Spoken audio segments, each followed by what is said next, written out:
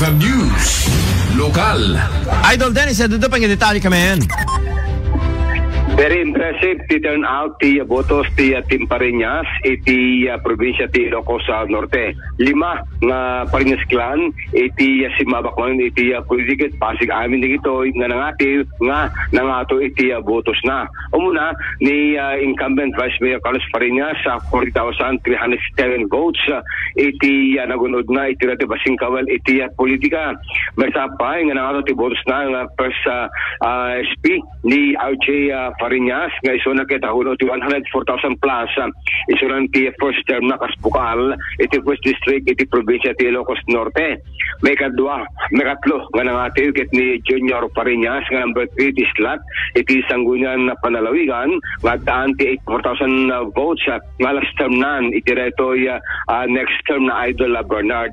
May kapat nga Pariñas ni Jeff Pariñas nga number 2 iti Sangguniang Palunsod iti Lawag City nga daan ti votos nga 39,339 votes. Kendi may kila mga Pariñas, John Michael Pariñas nga number 3 met iti slot na iti Sangguniang Palunsod iti Lawag City nga daan ti votos nga 36,763. Amin dito Aldo Bernard may bilang iti top iti positions iti local positions iti probinsya ti Ilocos Norte.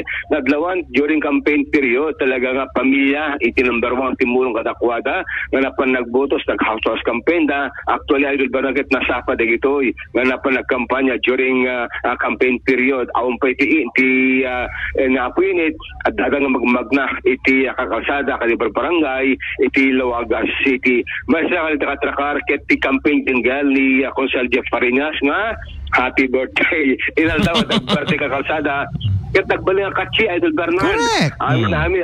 Anamit data tagayan nakakatulong recall datoy jingle na po Consel Jeff Pariñas nga number 2 iti Sangguniang Palunsod iti syudad iti Lawag 2019 inot nga naksay iti position iti Pariñas iti probinsya ngem kadato nga tawen 5 manen si Mabak may salati hanga nakastrek dati ang probinsyano Idol Bernard iti kalalabas nga eleksyon nagyaman sumukala pa Team Pariñas gabot arig nagatilayos dati bonus na kanunod na iti reto umay nga eleksyon. Idol Dennis Alipio, Tatak, RMN.